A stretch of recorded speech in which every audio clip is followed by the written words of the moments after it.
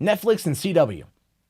What do these things have in common? Well, a couple of years ago, Netflix and CW signed a deal. That deal was all of the shows that Netflix or that CW puts out, all the Arrowverse shows, Riverdale, Jane the Virgin, I don't know, whatever CW shows are out there, their shows, are going to be pulled from Hulu.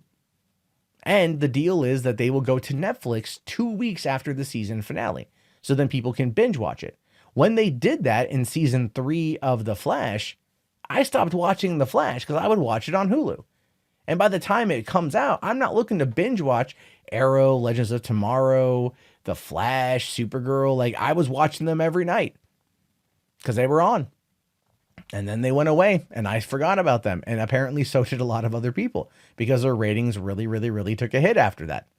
And as a result of that, as a result of everything that's gone on, what we're seeing now is that CW has said they're not renewing their streaming deal with Netflix. So that's interesting. Where are they going to take the shows now? Where are they going to take everything they're working on? So it says here that Deadline reports that the output deal between Netflix and the CW will not be renewed after expiring this spring.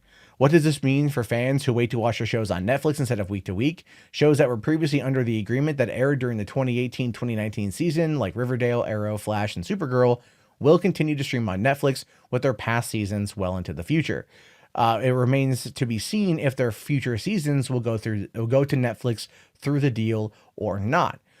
And see, to me, I look at that and I think to myself, they probably will until CW partners up with somebody else. Now, the thing is, CW owned by Warner, they when AT&T, oh no, they're going to go to WarnerMedia. They're going to go to WarnerMedia. That's what's going to happen. Sorry, I keep forgetting.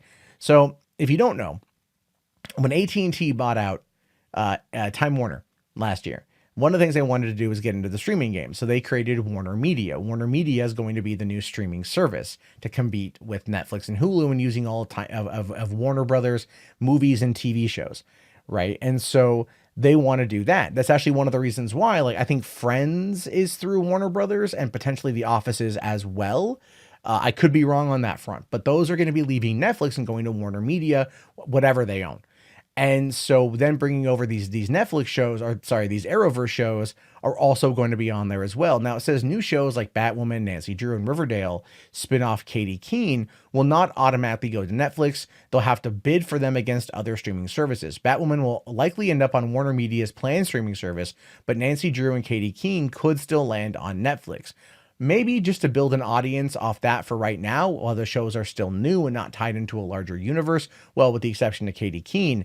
But ultimately, what I feel is that they're going to end up bringing them over to WarnerMedia. They just want to go to Netflix first or go to, whatever else, build up an audience there, and then go, oh, by the way, we're yanking this.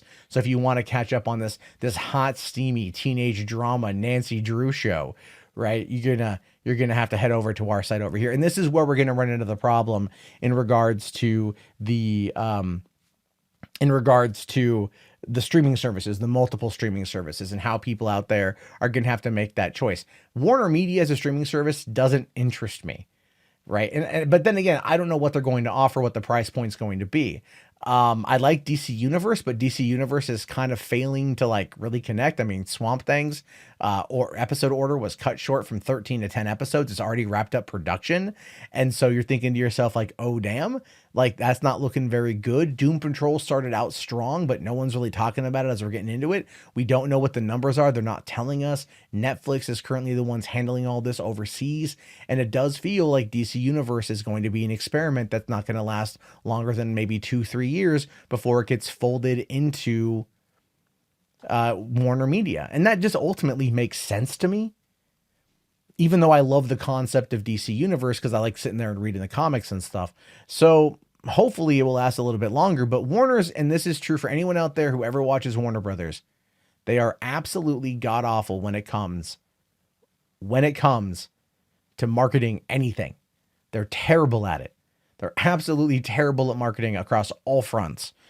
And I don't know what's going to happen with this, but I think it's all going to go to Time Warner. It's all going to go to WarnerMedia, and that's that. So, I mean, I could be wrong, but I don't think I am.